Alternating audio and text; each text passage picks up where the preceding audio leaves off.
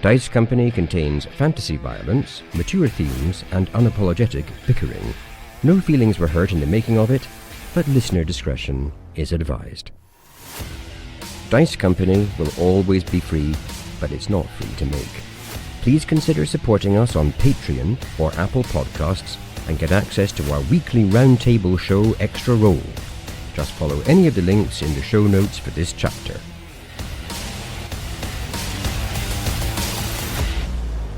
Welcome one and all to Dice Company, where a group of old friends weave tales of triumph, heroism and despair under the guise of playing Dungeons and Dragons. My name is Tom, and I'll be your DM through the continuing adventures of the Order of the Heron. Order of the Heron, please introduce yourselves and tell us one fun fact about your characters. Hi, I'm Alex and I'm playing Augustus, and my fun fact this week is that Augustus has pogonophobia, which, as you all know, is a fear of beards. I didn't like it when everyone was in Veracare for weeks on end, unable to shave. Yeah, I mean, Augustus remained absolutely clean-shaven throughout. His moustache continued to flap in the breeze magnificently because he's fine with moustaches, but beards are a disgusting disgrace, as Roald Dahl rightly observed in his epic book, The Twits. Is he fearful of other people's beards or simply of growing one himself? I haven't read the symptoms of pogonophobia sufficiently to answer that question. Well, then make them up. He's not afraid of beards. He finds them disgusting and disturbing and doesn't like the way people hide their face. I guess how other people would feel, how, a non-sufferer would feel if someone just had like stuff smeared all over their face. You're like, that's disgusting. Clean your face. He feels that way about beards. Hi, I'm Charlie and I play Vander Finnick. And Vander does have, like Augustus, many feelings, but fear is not among them. Can't remember the last time he actually felt fear in his new life, though he does remember it from his childhood. Vander wonders whether he can actually feel fear at this point. Like it. Yeah, it's a challenge. Yeah. Thanks, Albot. Beep, boop, beep, boop, beep. Does feel like you're setting the DM a challenge there, though, Charlie. It seems like a risky move. Vander's not afraid of anything. Yeah. Oh, is he? Oh, yeah. Oh, God, no. Vander's afraid of plenty of stuff. Never test that. Vander's perfectly capable of feeling loathing, missing out, all the other emotions which probably amalgamate to the same reaction. Make a few notes. Vander can cobble together the emotion of fear from a number of other adjacent emotions. Pretty much. Hello, I am Dave, and I play Bennie Quez. Bennie, as we've discovered recently, is planning on becoming the group's gourmet, but with one key exception: no mushrooms. For Bennie suffers from mycophobia, a fear of mushrooms or fungi. You may recall way back at the start of the adventure when Tock was talking about straining hallucinogenic mushrooms through a deer's liver or something. Bladder, liver, reindeer whiz. Bennie just about managed to hold it together because they didn't actually have to eat the mushrooms. But had that actually happened, it would have been a real problem.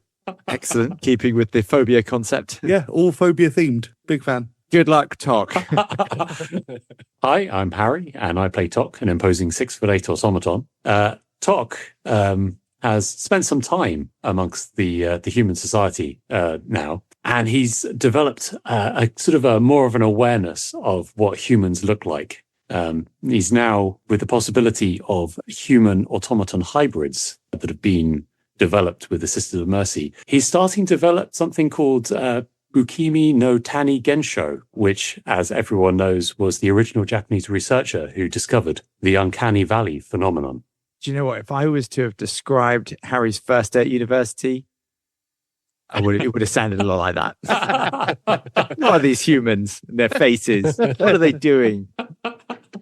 Before we begin, remember to check out our fabulous Discord community. And if you'd like to support the podcast, check out our Patreon. Don't forget, we have merchandise available on our official website, dicecompanypodcast.com. Whoa! I've never heard of such wonders. Merch! I hate you all so much. Don't forget to check out our Popular Names t-shirt, our There's No Coffee in This World mug, and our journal, which forms part of Who's Who. Specific merch. Way better than general merch. General merch.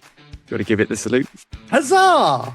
And remember, life is a blank canvas. You need to throw all the paint on it you can. As I hope you'll do in the next chapter of Dice Company. Life is a void.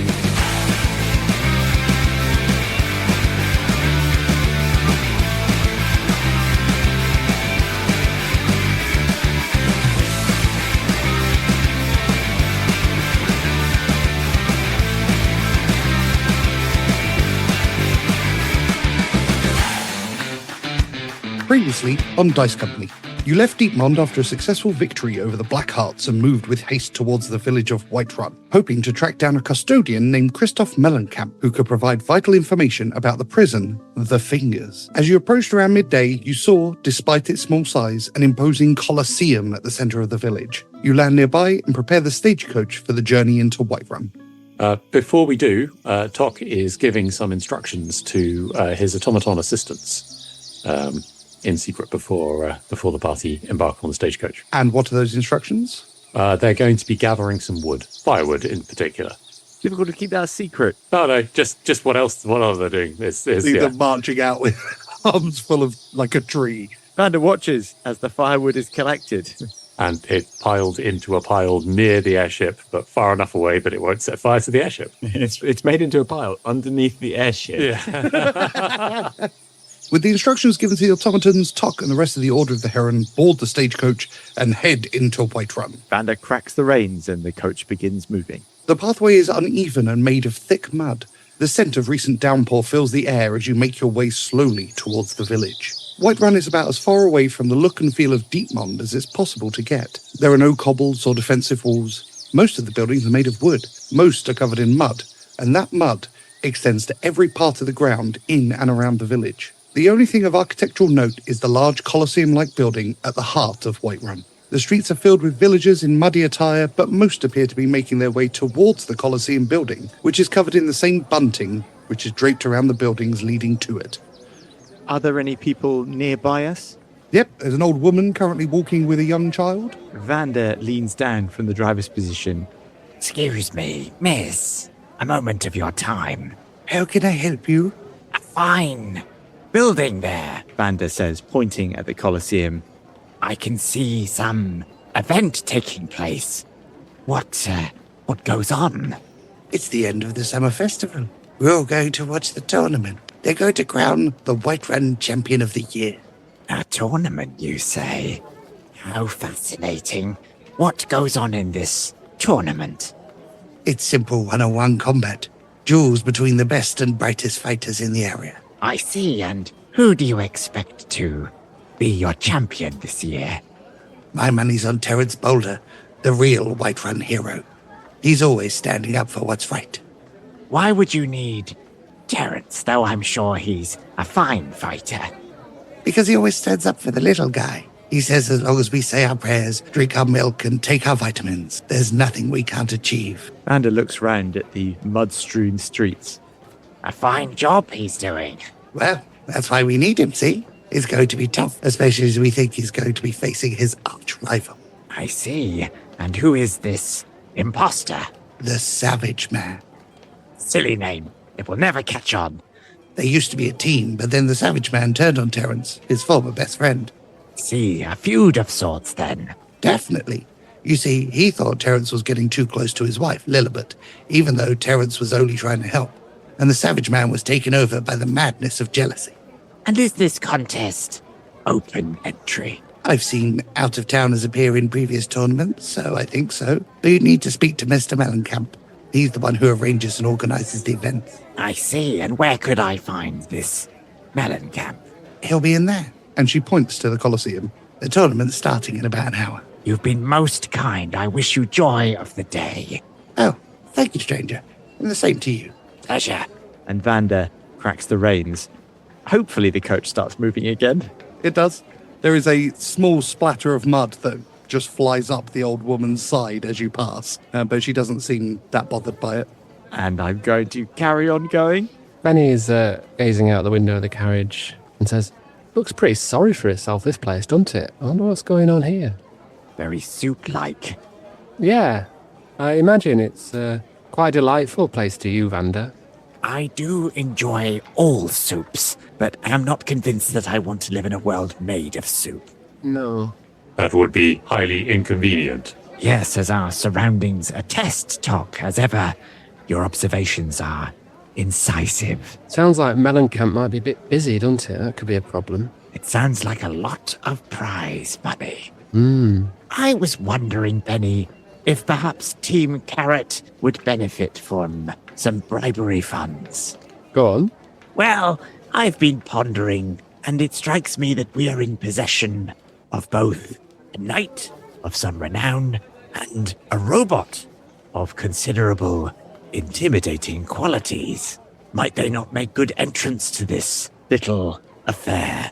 I'm sure a small place such as this can't really produce fighters of the quality we have. That's an interesting thought. Tell you what, Vander, Mr. Mellencamp, he might be anticipating a bit of a payout for organising this. I would imagine he is.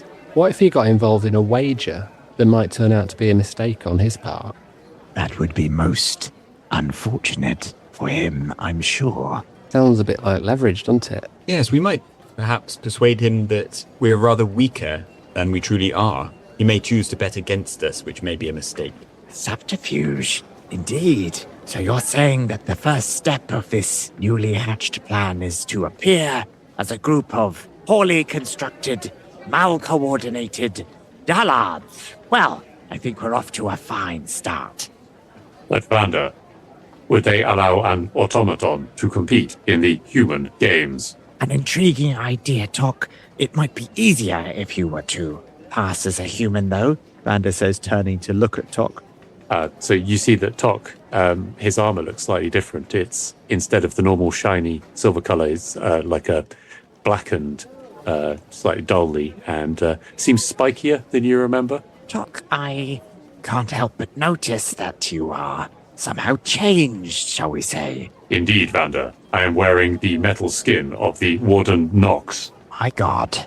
You mean armour, right? Indeed, armor. Okay, good. I removed the meat and the calcium carbonate sticks. I see how graphic of you to explain it so, though I'm assuming this affords you greater protection. Indeed, the armor is superior. That is interesting. Well, I suggest we make our way to see what possible benefits this little tournament might be to us before we approach our ultimate goal. One small question, Vander. I had attempted to approach Mr. Mellencamp in character as a feeble, rather bookish person. That might serve our purposes, but it also might make our ruse a little too obvious if I play too weak at the outset. What do you think? How about a bookish person with a past? Sort of librarian pit fighter? Well, maybe someone who, as a younger man, had a scrap or two, but has put that aside for the world of the library. So we could engineer an argument of sorts, and then make it appear as though you are entering the contest out of anger and a clouded judgment, shall we say. That might persuade our quarry to put money up, where in fact that is a bad investment. And who will he be encouraged to bet against, Vander? Will that be you? I can play that role, certainly. Very well. And perhaps, Bennie, you could play my sensible friend who encourages me not to foolishly throw myself into this competition. I mean, it sounds like all I've got to do is disagree with you, so it should be straightforward. Well, thanks for agreeing. Finally, a plan that plays to our collective strength. And you ride the stagecoach into Whiterun's Colosseum. Immediately upon entering, there is a place for coaches and carts to the left, with a simple spot for you to leave the stagecoach. I do my 3-point turn and beautifully parallel park. I like to imagine the Tock is there going beep, beep, beep as you do so. These horses are reversing. Yeah, so Augustus is now dressed in a sort of smart but not too aristocratic suit. He looks like a relatively well-to-do merchant. Where's the suit from? Dibiagios. Excellent quality. You disembark and head into the Colosseum floor proper. It is an enormous open fighting arena and covered in pale-coloured sand, which gives a distinct difference to the mud outside. Sweeping around the edge and rising up to the distance are hundreds of seats, each with a clear view of the action which takes place inside the arena.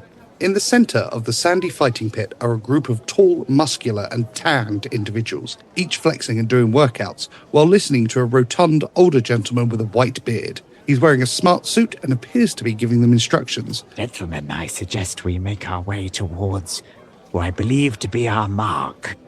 You hear him yell, "Oh yes, now get yourselves ready." And the muscular men all exit. "Hello, who are you?" As Vander is approaching Mellencamp, he makes a show of recognizing him and grabs Augustus by the arm, pointing in Mellencamp's direction. Ah, there's the man, the hater of Tyr. "What's this? What?" I know you. You're the person that's been besmirching the good name of Tyr, are you not? "I haven't been besmirching anyone." Another lie. My friend, who shall remain nameless for the time being, is a devout follower and is most upset at your vulgar phrasings. Are you not? I am Rufus de Montfort. What is this you said to above my god?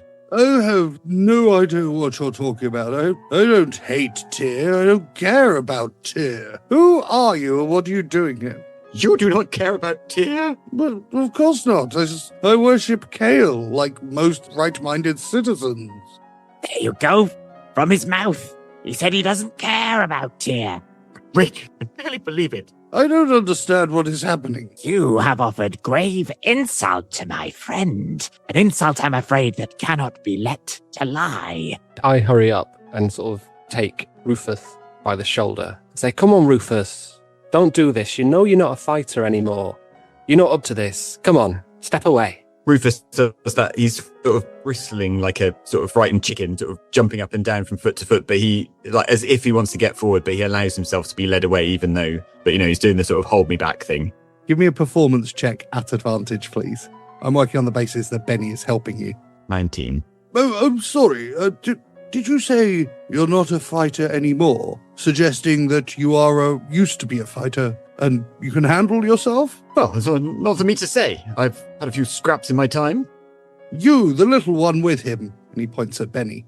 "He used to be a fighter?" Well, I mean, years ago, he's got bookish. That's his problem. He ain't got it anymore. "Is he now?" You see him stroking his double chin. "Interesting.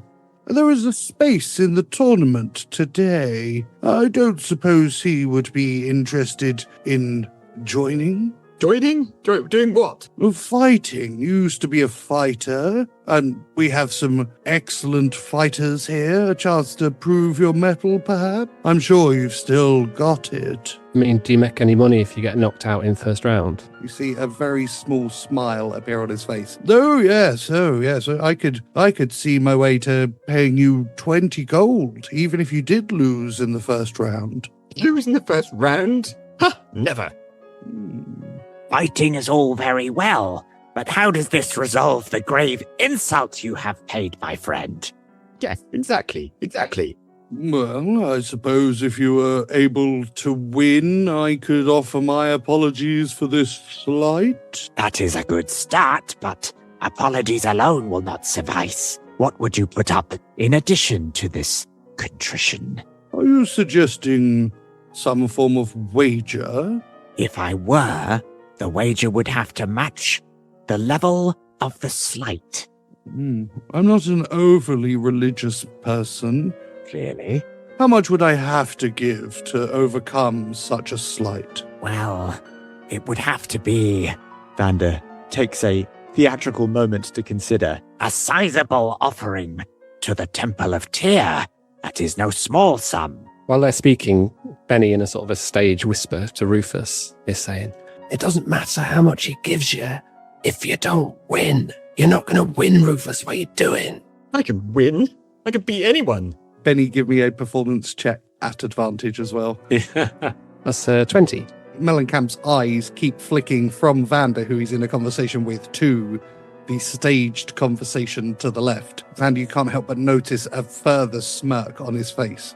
"Well, I mean, of course I could put up any amount that you wish. You tell me. You're the expert, apparently." Well, the last offering that met the desired criteria was the making and delivering of a golden bullock.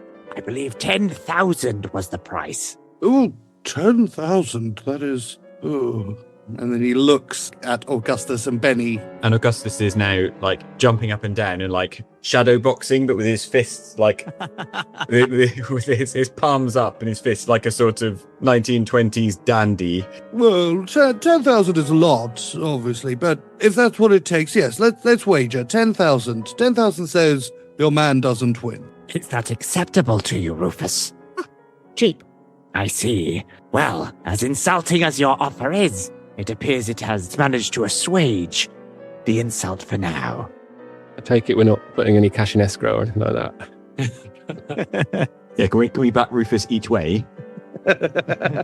Consider it done then. And he offers his hand to handshake with you. DM, I've got 2 more hit dice. Can Augustus roll them? Because I feel like he's about to get battered. You can absolutely roll some hit dice. Not a bother if we don't win here. While the conversation's happening, Augustus, as Rufus, begins kind of strapping up of some obvious wounds on his body, and Mellencamp smiles broadly. Anyway, you'll have to sit with me. I want to make sure that you don't escape when I win. Boss. Augustus now starts shadow boxing in the direction of Mellencamp, as if he's going to punch him from 10 feet away. Please don't do that. I'm not a fighter. I'm a custodian. It's the little fella. You, little fella. Me? I don't suppose you're interested in fighting as well. We do have 1 spot remaining. Sure you can do with the money? He looks at your clothes. Benny looks a bit offended at that. What's the prize money like? Winner of the tournament gets 1,000 gold coins. Could use 1,000 gold coins. What is it, battle to death or anything? No. It's barbaric. No, you must simply knock your opponent down with 1 clean hit. It's more about the finesse of the duel. Benny's weighing it up, trying to envisage a scenario where he doesn't have to have a fair fight with anyone, with being in a fighting arena and getting 1,000 gold. So he shrugs and goes, "Oh, give it a crack. What's the worst that can happen?" Marvellous. Oh, I'll tell you what's the worst that can happen. I just realised the worst that can happen is I get paired against Al and I have to take a fall. Oh. And what names shall I give? And he leans in a bit closer to you guys and looks around. We often have character names, something that sounds a bit more imposing. It's good for the crowds, you understand. Well, they call me Sin High Elysian, so, you know. Le Roi Mystérieux. Oh, that sounds mysterious. Yes, it does. Still dancing around like a lightweight boxer, warming up. Augustus goes up to him and leans in and then drops his kind of flapping, sort of over the top kind of manner and just goes, "They call me the Zombie King." Mellencamp leans back as you lean in. Oh, that's a good name, pretending to be undead, I guess. Oh, very good, very good. I'll make sure that you're announced correctly. What was your name? Sorry, and he turns to Vander. Gary. Gary. Very well, Gary. You and your automaton are welcome to come join me in my box. Very kind under the circumstances. Of course. Good luck to you, gentlemen, the Zombie King and Le Mysterious Roi. The mysterious Roi. I love it. Is it clear to us what kind of fighting this is? This boxing, or what are we expecting to happen? A fight with swords. Oh, Were you, I appreciate you're in character, but were you acting or were you thinking that you were going to get actual boxing? I'm starting to wonder if we were tricking ourselves. It's all right. We're only down 10,000 gold if we lose. It'll be fine. for some reason I was thinking bare knuckle boxing, but Augustus was about to take his shirt off, but he might keep it on. I'm the Mysterious King. So the Zombie King and the Mysterious King. I tried to get as close to Rey Mysterio as I could in a different language. Augustus's full name that won't come out is Jerry the Zombie King.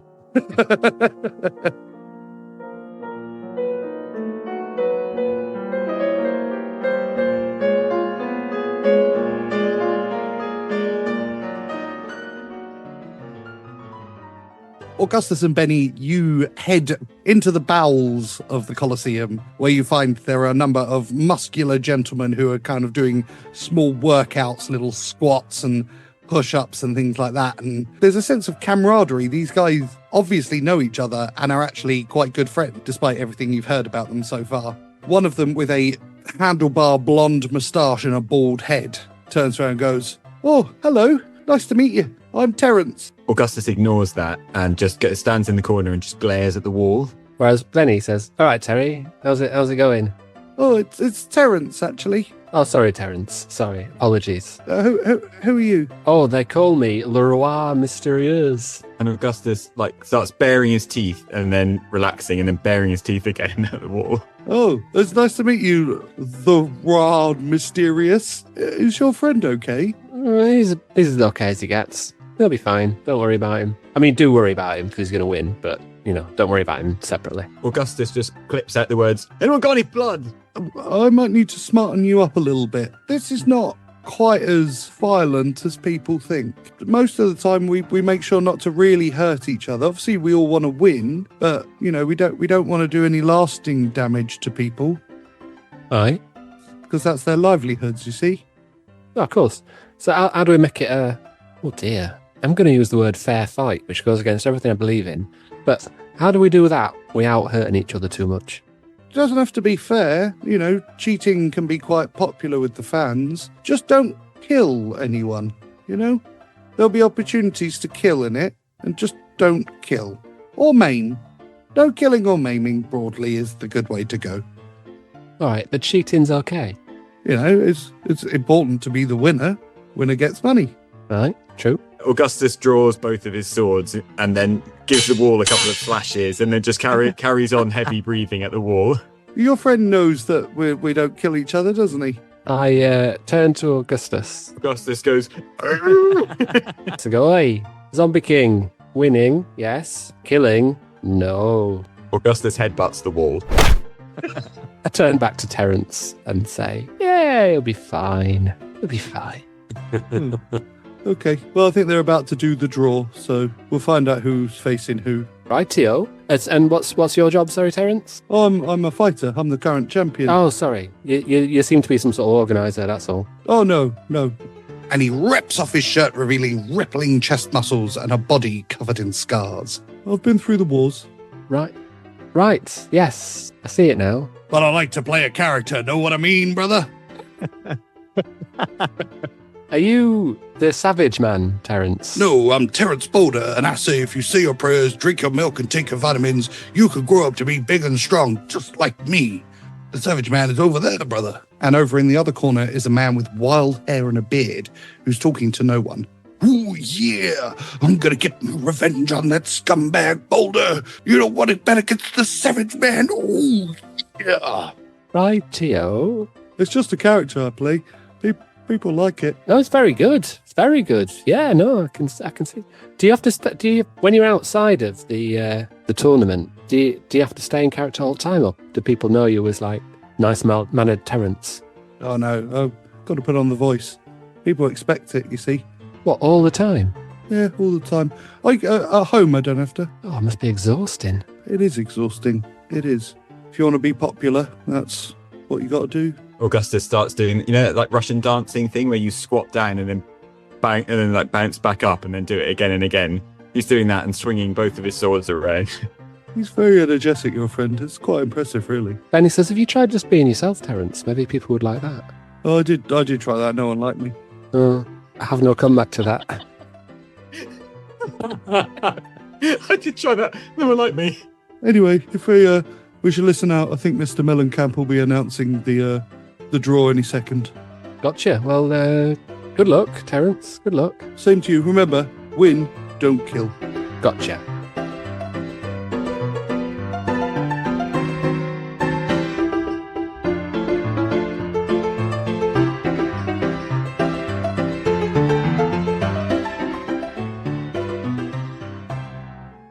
Vander and Tock, you are led up the steps into the seating area of the Colosseum. You notice that Christoph is getting some looks from the crowd, and he takes you to a roped-off area with higher seating on a platform with a roof over the top. It is clearly the best view in the arena. He offers you both a chair. Vander gratefully takes his. Tock will just stand rather than break one of the chairs. "Oh, I like your automaton. He's interesting." Isn't he? Are there many like him in these parts? No automatons in Whiterun. It's been a while since other people have seen them. I see them fairly regularly because of my job, but Ah, I like his cape. it is certainly a cape. What is it you do? Oh, I'm a custodian of a penal facility. Difficult work, no doubt. And where is this facility? I'm afraid I'm not at liberty to say, if you know what I mean. And he runs his fingers up and down and looks at them and gives you a wink. Vander blinks back. Of course, yes. Very difficult work then.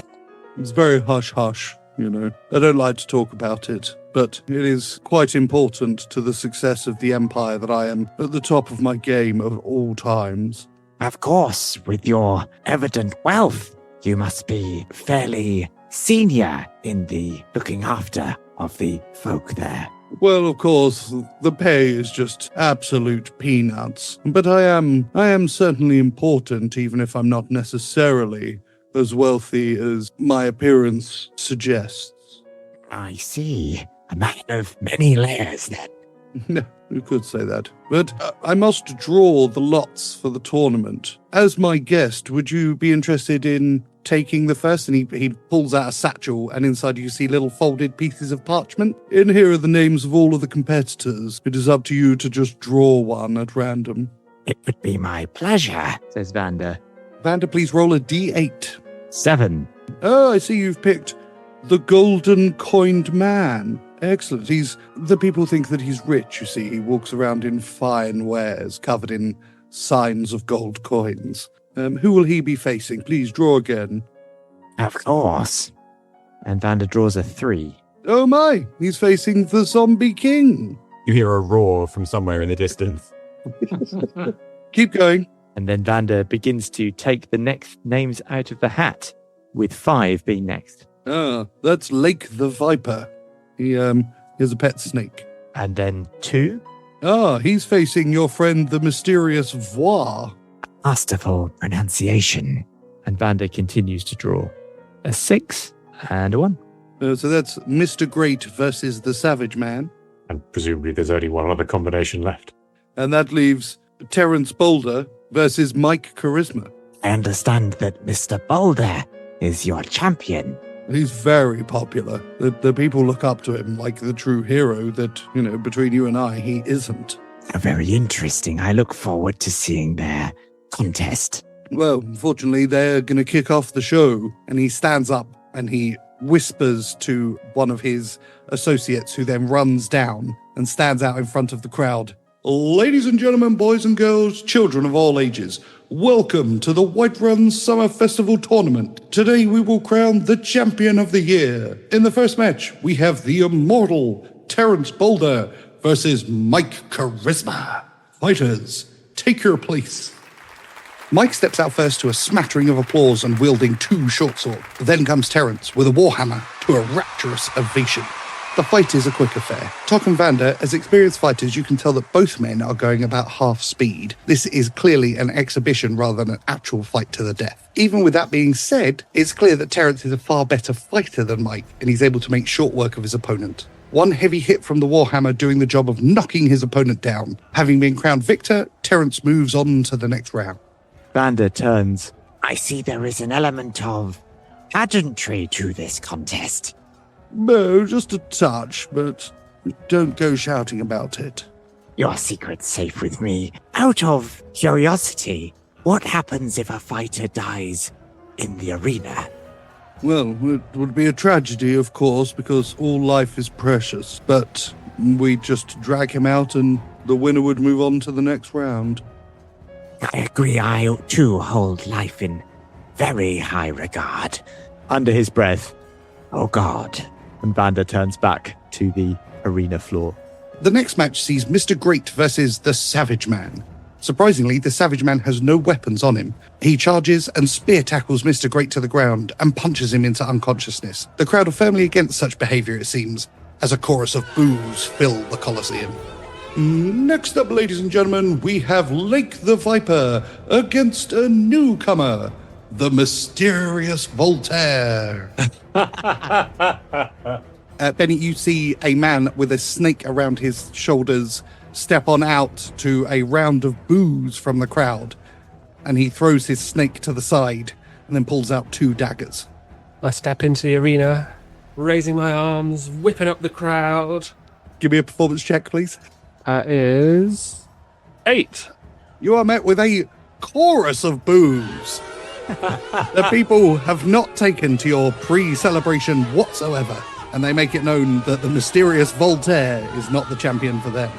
You stand up to face him. Can I please have 1 attack roll and 1 dexterity saving throw, please?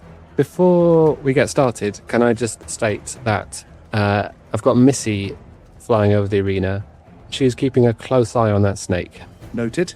15 with the short sword and 22 for a dexterity saving throw. So Lake the Viper steps forward with his 2 daggers and he lunges at you, but you're experienced enough now to see a slow lunge coming and dexterously move out of the way, drawing your short sword in the same time, and with a smack on the arm, you score a palpable hit. Please roll for damage.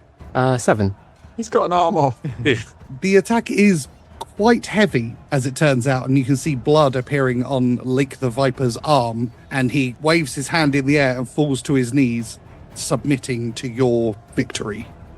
You are met with another chorus of boos from the crowd, who obviously would have preferred to see Lake the Viper, but you have been successful. Bennie does the classic footballer's move of putting his finger to his lips and looking around the crowd. The boos intensify. As I knew they would. A born hero.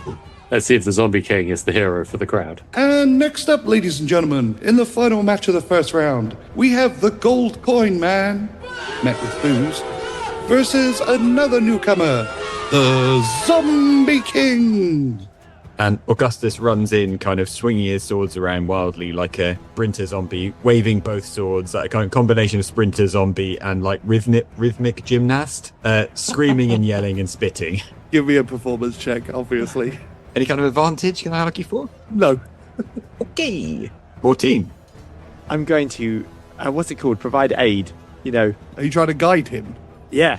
You don't have guidance as a spell, dear. So can I help in any way by chanting his name? You're welcome to chant his name, for sure, and see if it works. See if we can get a Mexican wave going as well. To give him an advantage, you need to provide some kind of like actual material assistance. Yeah. Okay. I tell you what, invisible mage hand slapped to the face probably would work. I was going to do that in my last fight, but I won before I had chance. Yeah. That's okay. I'm sure Augustus will do just as well as you. The crowd actually responds to your high energy running and sword swinging, and they go from cricket silence to a kind of smattering of applause, and that you can even hear a couple of young kids are going, "Oh yeah, yeah!" How did it come to this?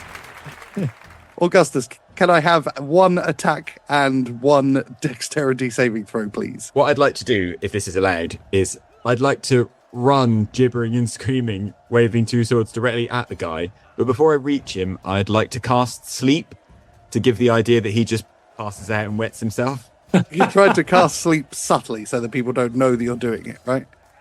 Correct. I want to give the idea that the other person basically just faints at my pure amazing fearfulness. Yeah. Okay. Roll 5d8 and give me a sleight of hand check, please. The famously dexterous Augustus. So it's 19 off my 5d8. And sleight of hand, where's that? I've never had to use that before. It's a dexterity skill. Oh yeah, I see it. Oh, amazing. 19 on the sleight of hand. You charge around, gibbering like a maniac, swinging your swords in the air, and you run straight at the Gold Coin Man, muttering under your breath and waving your hand, casting Sleep. And just as you're about to get within striking distance, he appears to pass out through fear of your attack.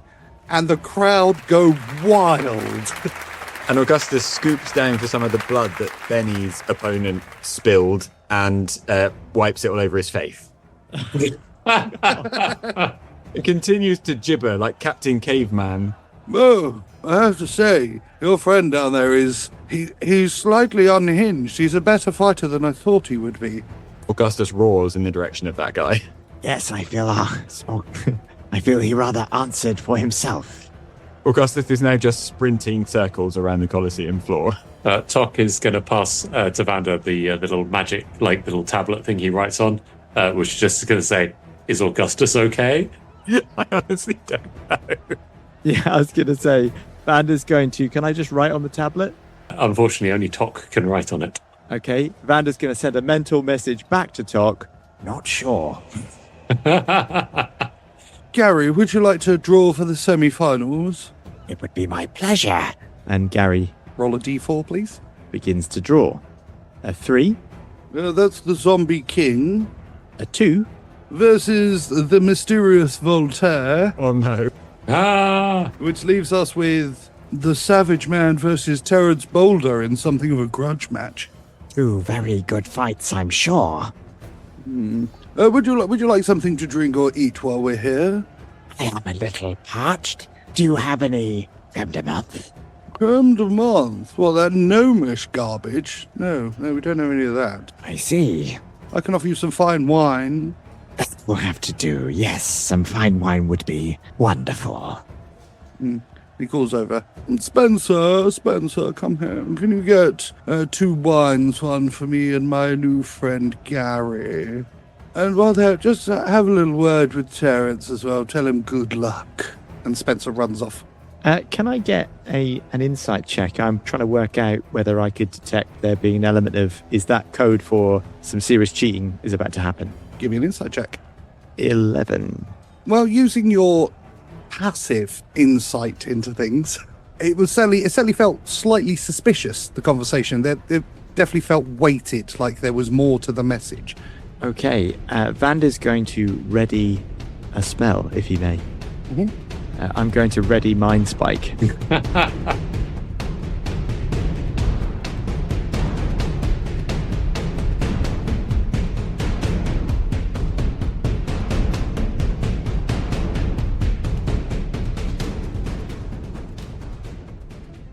Meanwhile, in the fighters area, Bennie goes up to Augustus. Augustus, I'll take a dive, but don't milk it too much, all right?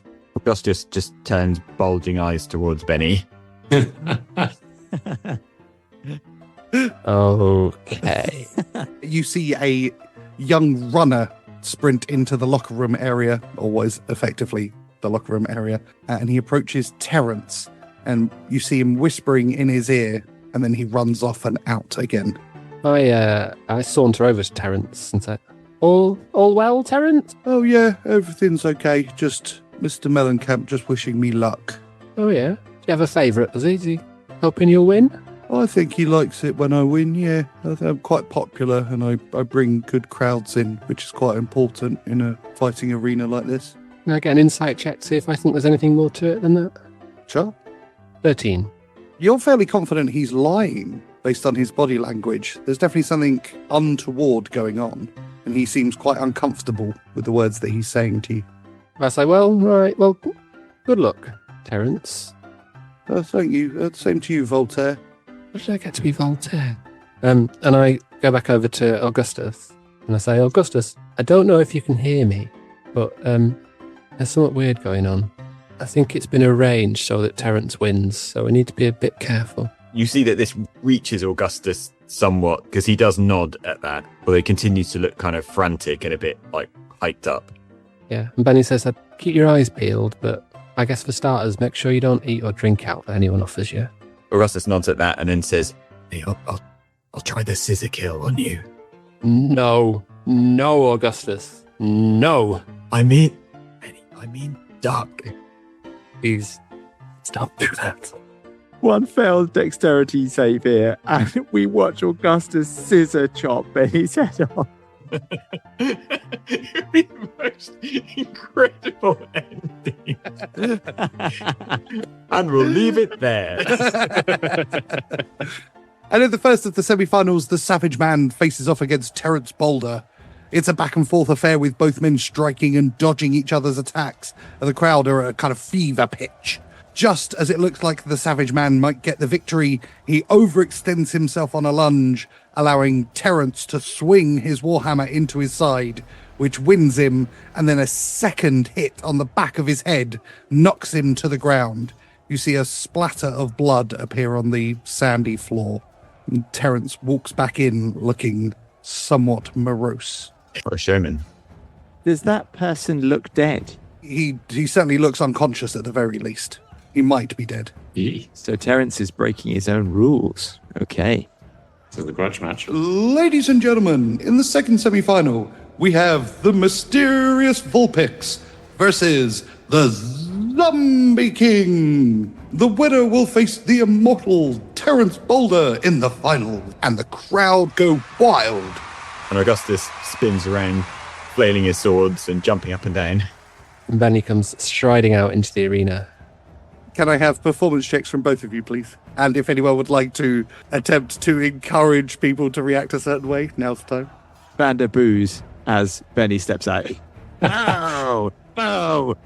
Taking lead from his master, Vander, Tock will also say, boo. I was saying boo earns. Bennie is going to lean into this, and he cups his ear with his hand as if to revel in the boos of the crowd. Vander, despite himself, seems to be incensed by that and is now leaning over the rail booing. He's properly bought in. Bennie and Augustus, you stand opposed to one another on the sandy floor of the Colosseum. Can I please have a singular attack from each of you and a dexterity saving throw from each of you? So I'm trying to miss. So does a successful attack mean I am realistically close to him? Or can you intentionally fail? In that case, I'm going to say you can intend, but you'd only need a performance check from you.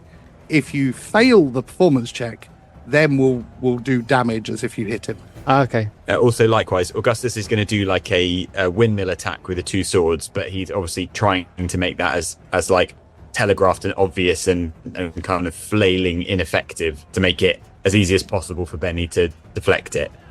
Whereas, So good news. Yeah. My performance is 6 and my dexterity save is 9. I've got a +7 modifier. Wow. Yeah. Wow. Augustus, because we're doing this simultaneously as you both basically charge each other. I'm windmilling the swords as it, like when you do a sword fight with someone and you make it obvious what you're doing so they can clash swords with you. I'm trying to do that. Are you sure? Well, I'm kind of hoping he like shields the blow, but then like takes a dive. I'm not really trying to like hit him. I'm just trying to make it look like I hit him.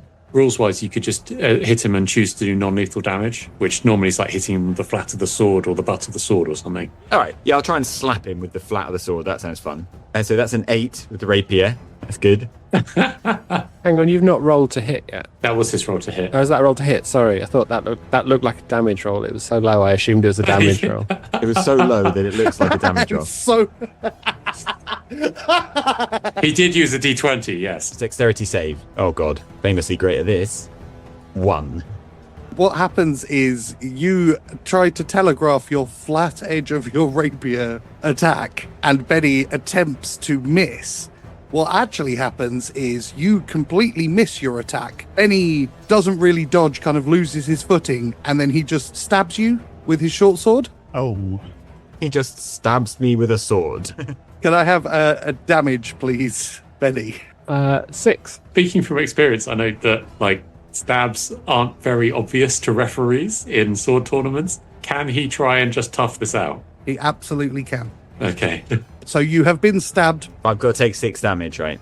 6 damage. Bennie withdraws his sword quickly. Can I have performance checks from both of you, please? Because I'm going to need Bennie to not look like he's hit him, and I'm going to need Augustus to be able to basically gut it out to show that he hasn't been hit. That's 10 for performance for Augustus. Oh, God. I mean, he has just been stabbed, so 10 is not... 10's a pretty bold effort to look like it didn't hurt. 13 from Bennie. Can I also cast a very quick prestidigitation to clean my sword? Ooh. Go for it. So, Vander and Tock, what you see is the two charging into each other. You're pretty sure that Bennie has stabbed Augustus, but when he stumbles out the other side and falls over in a roll, you look at his sword and there's no blood on it. Augustus, however, is gripping where the sword should have gone in and panting heavily. Ladies and gentlemen, Team Carrot. says Vander under his breath. Oh, did he hit him there? Was that a hit? It looked like a hit, I think. No, a near miss, but what a contest. Vander says, trying to move the conversation on. Each other. Augustus does have a second attack, so he's going to attack again. That's 12 with the rapier. 12 with the rapier, which I presume doesn't hit. Dave, give me a dexterity saving throw. We're doing attack versus dex saving throw, isn't it? It's a 10. Cool. And in the seconds after that has happened, you see Augustus basically just, almost without looking, just swing back and club Bennie round the back of the head with the sword. Bennie, obviously with his previous performance check and the aforementioned agreement, sells it like he's been stabbed in the back of the head and falls to it, gripping his head and rolling around. Do I have to do a damage roll? Please. That's 9 piercing. You're doing Divine Smite? Yeah, 100%. I call upon the mighty power of Tyr to behead this guy. Non-believer! Oh, that was... Oh, boo to that man. That's borderline cheating where I'm from. It's... Palpable hit, and the first of its kind in this contest, I would say. Can I have a persuasion check, please? Bennie decides to stay down. And Augustus really sells it by jumping up and down and screaming and like circling his prone opponent. Which helps Vander, who rolls a 24. Yes, I suppose. It is a battle to see who's best. Very well. The Zombie King makes it to the final, and our wager remains intact. It does. Says Vander, looking carefully at Mellencamp. I don't think we need to stand on ceremony. Someone clear up the mysterious fella, and let's get Terence out here, eh? As he does so, Vander sends another mental message to Tock. If I raise my glass, cause a distraction in the box. Bennie's going to allow himself to be dragged to the edge of the arena, but he wants to kind of hang out just inside the fighters area so he can see what's going on and has an eye on the fight. Potential to... Because that's all he has, one eye. Bennie gets dragged to the edge where the doctor attempts to kind of see to him, but Bennie dismisses him and doesn't want to be taken beneath the Colosseum. And I keep Missy up in the sky, keeping an eye on things, see if there's anything untoward going on. I'm out of spells now because I used so much in yesterday's battle. I've entered a wrestling tournament the day after a battle. Yeah. I'm going to harness divine power, which I can do to refuel one spell slot. Mm-hmm. So I just want one spell in my pocket in case this inevitably goes wrong. You see Terence Boulder striding out, his warhammer dragging in the sand. He looks far more imposing in this situation than he did beneath the Colosseum as he moves towards you. You grip the wound, and to your true surprise, alongside Terence, you see Lenny the dog sprinting across the arena floor. He reaches you, leaps high, and lands in your arms, and begins to lick your face. You feel a pronounced warming sensation fill your chest. Lenny then jumps out and runs over to Bennie. He's poisoned you. Yeah. Lenny then runs to Bennie and sits beside him. You can just see Bennie with his arms out in a sort of a shrugging gesture I have got no idea what's going on. Is Nox's greatsword within reach? You have it over your back? Perfect. So the Zombie King throws down these pitiful little toothpicks that he's been fighting with and draws his greatsword for the final. Well, let's see how he does against the people's champion, Terence. Can I have an attack roll and a dexterity saving throw at advantage, please? It's a Wow. natural 20 for 27 with the greatsword. And a dexterity saving throw at advantage, please? I'm going to kill this poor guy, aren't I? Hi, Terence. That's a 4 for dexterity. God. Please note, dear listener, that is at advantage. Yeah. I also rolled a 1. Let's roll for damage on the greatsword attack first. Are we doubling it or rolling it again? I can't remember. It's your choice, actually. You can choose to roll again to add it on, or you can double it. I sort of want to... I guess I can't ask the peanut gallery, but I'm thinking I probably don't want to cause loads of damage to this guy. I'm going to roll again, if that's right, rather than doubling it. 7, so 17 slashing. So the two of you charge at one another, you wielding Nox's great sword in both hands, and you both swing in a kind of Rocky II moment, and you both hit at exactly the same time. He does 8 damage to you. Please take 8 bludgeoning damage. and you both appear on other sides of the Colosseum, kind of winded and slightly damaged. Oh, it looks like we've got an actual fight happening. How exciting. Isn't it? Vander says, looking mildly tense. So we're going to have another round of attack. As Terence launches his attack, I would like to use my invisible mage hand. So he just has the sense of, weirdly, as he's charging in to hit the zombie king, he gets the sense that someone's just tapped him on the shoulder. Does Bennie then run around the other side of him? Yeah, can I also do an insight? I'm looking for any sign of anything on the arena that looks like cheating. Give me an insight check. 15.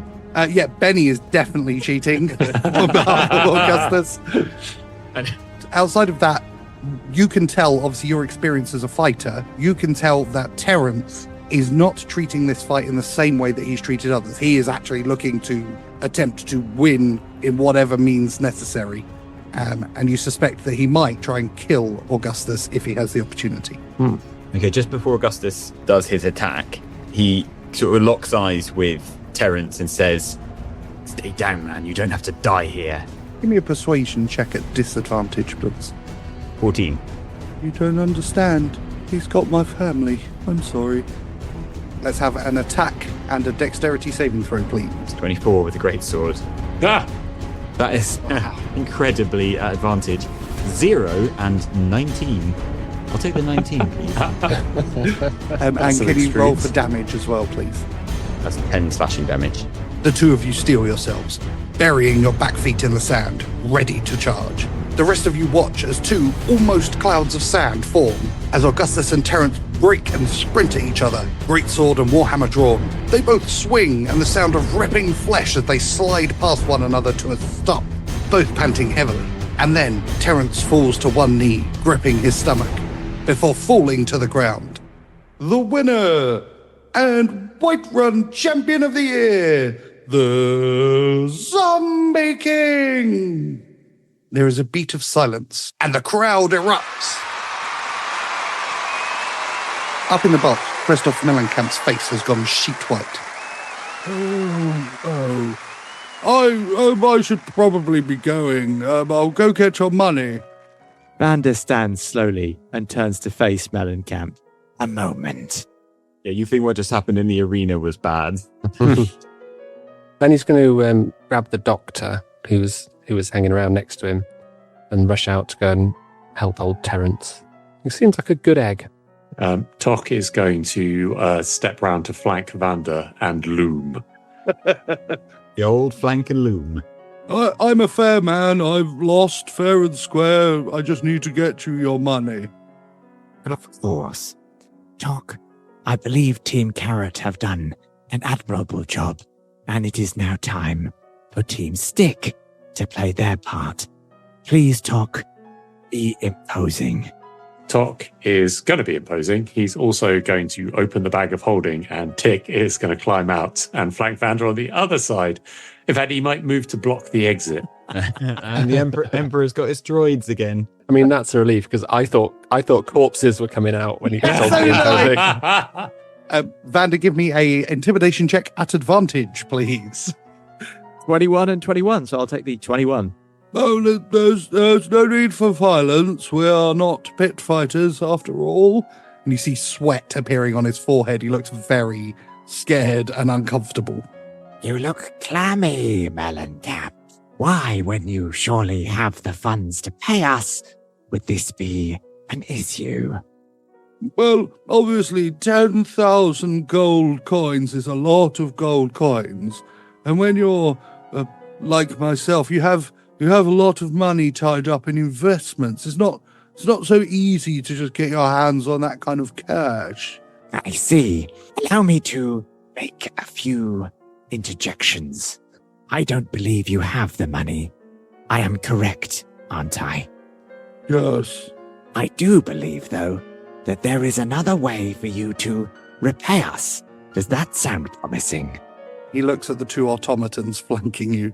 Yes, in theory, that would be good. Well, please, let us remain practical. We would like to know everything you know about the fingers. And with that, Vander's hand reaches up and makes the same sign as he was originally given by Mellencamp. Otherwise, you'll be losing yours in moments. I see. Oh. Tock will draw his sword and make like a half step forward. Oh, no, there's no need for violence. I'll talk. I'll tell you everything you need to know. The Fingers is a prison in the north of Athlon. It sits on an island with 5 extensions of landmass. That's where it gets its name from. It's off the coast of Norskin. It's home to the wretched scum and villainy of the continent. It is the highest security prison on the continent, and I'm the custodian there, which is really nothing more than some sort of captain rank in the normal bounders. I'm currently on vacation, and I'm not due back for a month. What more information do you want? List its weaknesses, please. It doesn't have many known weaknesses, having been designed by a cartographer and architect known as Halfair. But working there does let you see some problematic areas. In the case of the Fingers, the back entrance leading to the kitchen is normally an area with limited guards and security. There should be, of course, but we rarely have enough men to spare. What with the front guarded by a number of bounders and the Shadow Vanguard permanently on site, you'd have to be mad to try and break in. And how many guards keep this place? There are 56 guards on rotation. And when you arrive by airship, one assumes? That's right. You have to travel by airship from Lunadyne. That's the only spot where airships depart for the Fingers. And what form of identification do you have to present if you are entering the Fingers? Well, along with our tithe documents, which are the main form of identification, we also have these. And he reaches into his pocket and he pulls out a security tag, effectively. Vander, without another word, takes the security tag and places it in his pocket. Of course.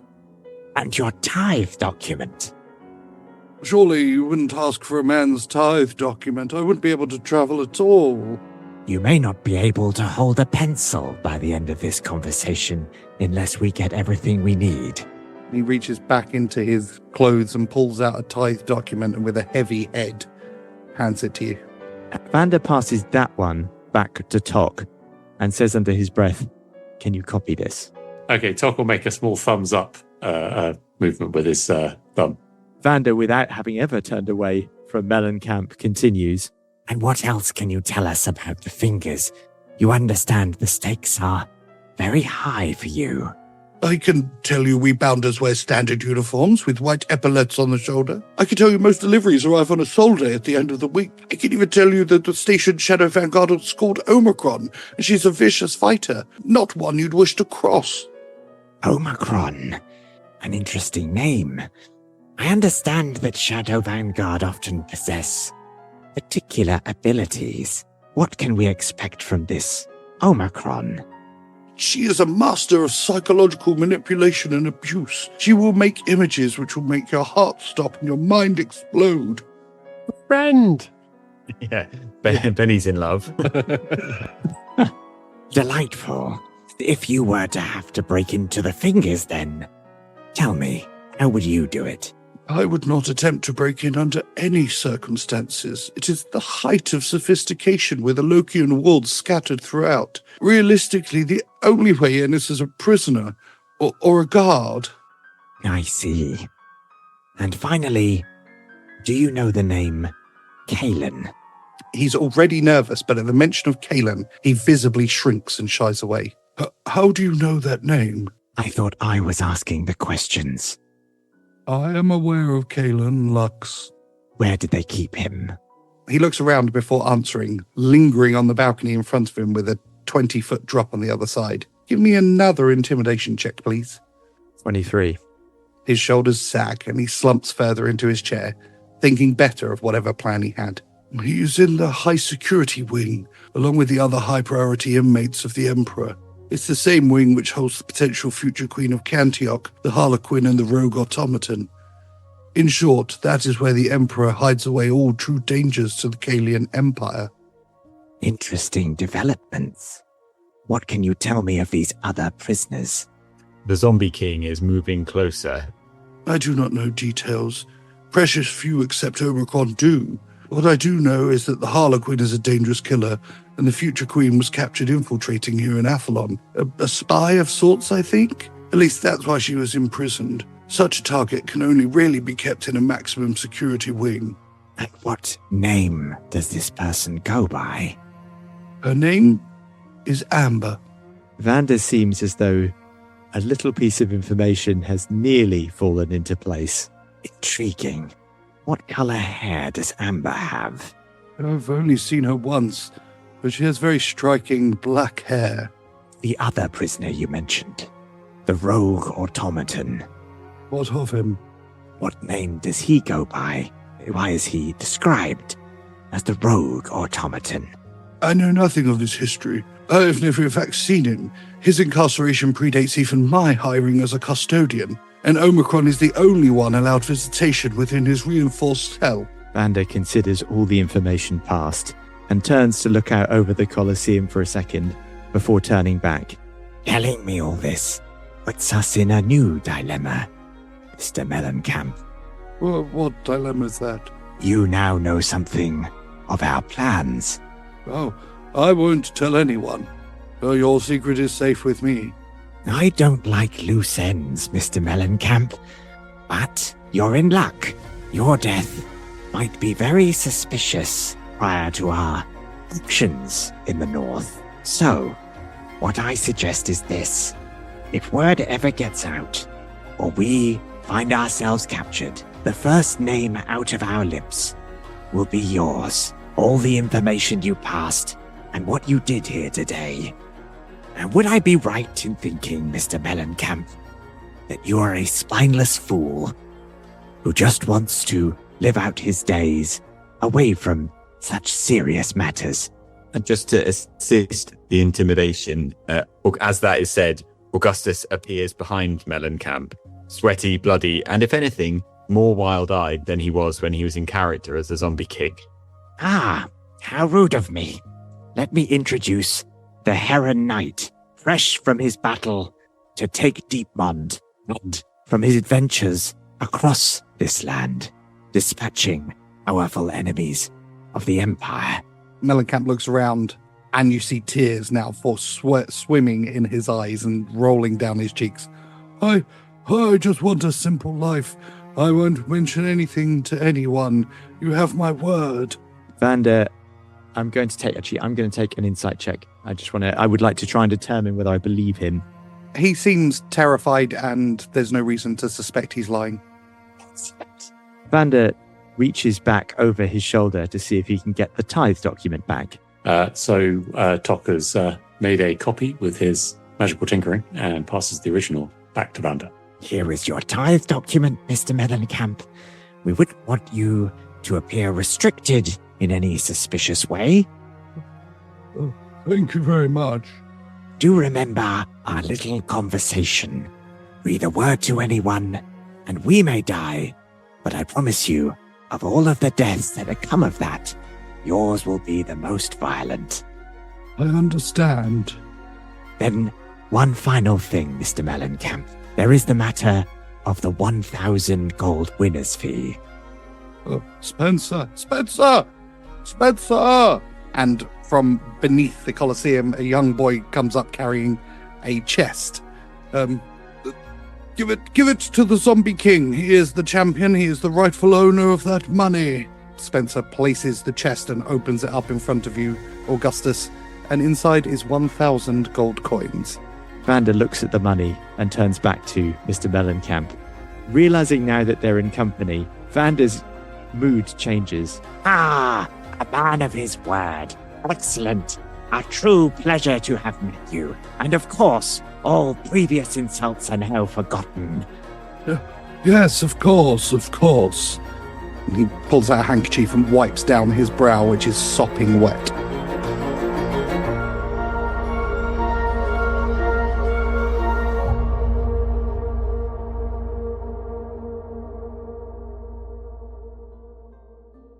Bennie, you have made sure that the doctor of the Colosseum has tended to Terence, who has been stabilized but is still unconscious, so he's not going to die. And you sprint up the steps of the Colosseum to join the rest of them in Mellencamp's box. So I dash in and was like, how have we got on then? Everything's straightened out. Team Stick is on the case. Well, Team Carrot did some quality groundwork, I reckon. Oh, indeed. Now, we were just finishing up here, weren't we, Mr. Mellencamp? So Tock will take the gold and put it in the bag of holding for now. Distribute later. Mellencamp, do you have Boulder's family? Well, I wouldn't put it necessarily like that. It's just, Terence makes a lot of people very happy, and it's important to make sure that he continues to do so. Harm comes to them. This greatsword comes to you. And he holds the greatsword up, bloody, right in the guy's face. Clear? Yes, it is very, very clear. Everything has been spelled out very clearly to me this afternoon. Excellent. Says Vander, staring happily up the sword, then the muscled arm, and finally into the eyes of presumably an extremely angry Augustus. I mean, it looks like no one is at home in Augustus land right now. Well, I would say that finally does conclude our business and our intentions. So, I believe we must go. Remember what we spoke about, though, Mr. Mellencamp. You will remember, won't you? I will scarcely forget it. Excellent. Then I wish you joy of the day. I'm sure there are many celebrations to be had after such a fine tournament. And as we go, Bennie says, Gary, see, I know how much you like talking riddles, but look how much Mr. Mellencamp appreciates you being clear and concise. Maybe it's a lesson for the future. Ah, Team Carrot. Your assistance has been exceptional, though I believe Team Stick has rather taken the prize of the day. I'm glad I wasn't here to see Team Stick in operation, to be honest. Please just leave. Oh, you shut up, you cheat. Yes, we must be going. Bennie, how is your head? It's been better. Just glad that old Zombie King didn't do me any further harm, because he looked pretty absent, to be honest. I was slightly worried. I can provide medical attention if you wish. And Tock starts reaching for the smelling salts again. No. If witty jibes are complete, I suggest we make our way to the coach with haste. We have news to share. Excellent stuff.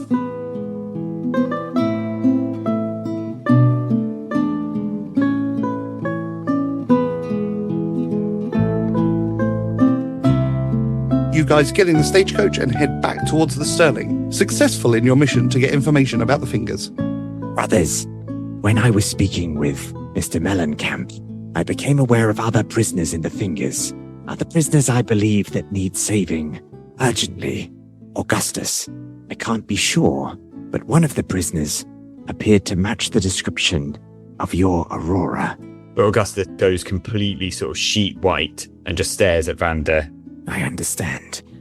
I think I speak for us all when I say that time is of the essence. I suggest we go to the Fingers immediately and liberate our friends, loved ones. What say you? Augustus just strides up the plank and onto the ship.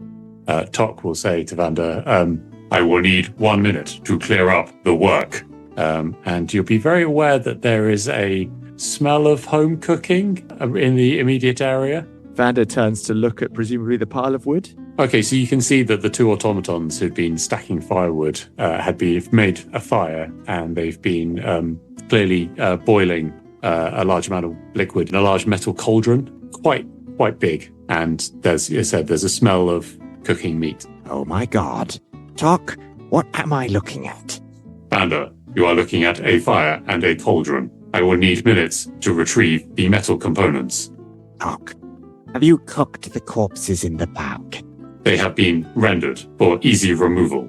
I think we should discuss future projects before they are enacted.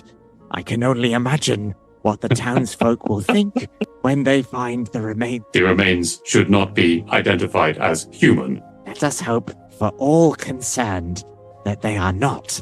Once they are poured out, they should be liquid, Vander. There was a career for you as a torturer in your life somewhere, Tock. Let's leave it at that. Maybe grab your armor from the cauldron, Vander says, even he looking a little bit squeamish. As we have important events to attend to. I will retrieve the bones. They would give away the identity as human. Excellent. We'll take the bones with us then. Tock and the automatons will retrieve the metal parts and the identifiably human parts and pour the rest out. Vander shambles onto the Sterling and up to the poop deck, ready to order a swift departure, whilst looking down at the massive cauldron of boiling human flesh. Vander calls over to Bennie. Bennie, best get inside. Tock's latest project has taken a lurch to a place you might not want to see. I'm going to follow that advice.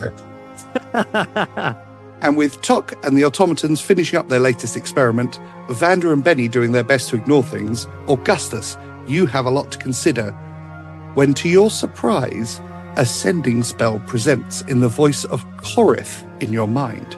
Augustus Zeno, I have found your sister. Come to the Citadel at once. And we will end it there.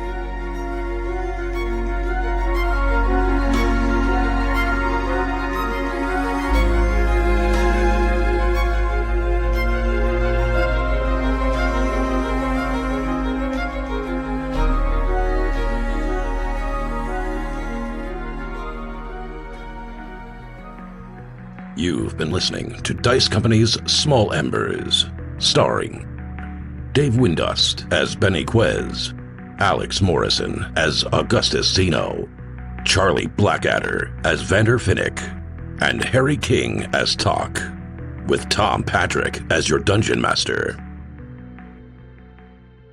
The humans of Dice Company would like to thank the following sweethearts for their support. Marshall 001, Marky B, Darcy Thompson, Jenny the War Camel, Stephen Sakura, Nori Gosler, Mickey Arnold, Happy Daddy Scotty, Tika, SJ Phionics, Richard Ungamus, Rabbi Camel, Team Vander, Paris Pakar, Path Pursuit, Julia Zeno, Shovels, Mama Strange, Queenie, Liz Beckett, Axel Runholm, and Chris from North London. Is that too far? I felt like it might have been too far. I guess we'll find out. In the next episode of Dice Company. Before we begin, remember to check out our fabulous Discord community. And if you'd like to support the podcast, check out our Patreon. And finally, merchandise, including the popular name... Right. The problem is, I got it in my head now that one of you's going to yell. Come on, Tom, talk to us about merch. Oh. There's mugs and cups. You've broken the DM. Yay! Weirdly, now I really want to play a warlock. I think right about now, probably through the tears I can see he's crying. He's probably asking himself, why did he put you in this team? I mean, I really do lift out. Like, I'm always late. My internet is terrible. Augustus goes through full hours where he forgets to even take part in the quest. Like, I mean, honestly, thanks for giving me in the team, guys. It means a lot. My favourite moment of the last quest was definitely when we were on our home base, if you like, the airship, and you walked into the room in which we always congregate and said, "Who are we and what are we doing?" Hey, guys. What are we up to?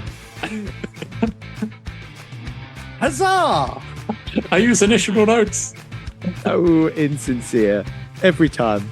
Every time. And remember, life is a blank... Life is a... Life is a blank. You failed to complete the script there. Oh my god. Life is a blank. Exactly. Welcome to Blank, where 5 old blanks have a blank. If your End day quote. cannot be turned around, please continue listening to this podcast. We've got epic quotes for you. Have you hit rock bottom? Well, think again. Welcome to Dice Company. I love that we've broken the DM like a minute into the show. Life is a void. We all inevitably tumble into it, one after the other, and spin through endless nothingness. On with Dice Company. Have you ever wondered how it would feel to fall through endless space screaming where no one can hear you? We've got 37 episodes. You can explore that feeling. Previously on Dice Company, you guys left Inkbond, you made your way to Whiterun, you're at Whiterun, go. Screamed the DM, desperately trying to bring the podcast back on track. That's right, we narrate you too now. No, he's going to record. He's going to cut this out. He's going to record a description later when we're not heckling. Hello, Dave. Fairly advanced buildings. I did notice that. Those buildings, they were something architecture else. With this advanced architecture. Fucking hell. I removed the meat and the... Sorry. I'm having to play this character totally differently than I planned to because you've introduced me in a weird way. Right, okay. The character I had in mind was Rufus de Montfort, who was going to be loosely based on Rimmer's character, who's got the "Give Lakeisha a Chance" T-shirt. He was going to be from the advisory. He was going to be from the advisory board for the legal representation of innocent incarcerated persons, or ABLRIP. But then I had that character, and then I was basically introduced to him as like a crazy fighter. So what's the result of it is the weirdest combination of two things, like the kind of crazy animalistic zombie bookworm, bookish barbarian, rage mode librarian is basically what I'm trying to do. Yeah. Silence in the library.